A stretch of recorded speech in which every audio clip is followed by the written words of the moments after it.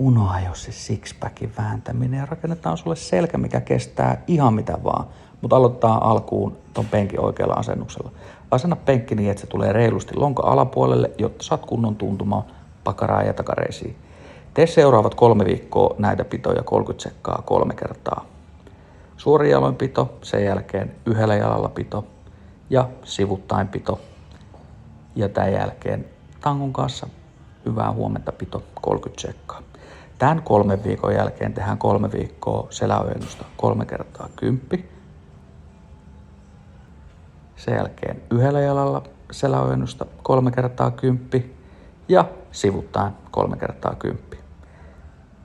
Vikana liikkeenä tehdään hyvää huomenta tangon kanssa 3 kertaa 10. Tämän 3 viikon jälkeen tehdään seuraavat 3 viikkoa lisäpainon kanssa 3 kertaa 8. Eka suorilta seläojennusta, sit sivuttain ja vikana hyvää huomenta 3 kertaa 8. Tämän jälkeen lisät painoa koko ajan ja pidät tämän ohjelmassa mukana, niin sun selkä kiittää ja kyykky kulkee. Ei muuta kuin morjesta, moi!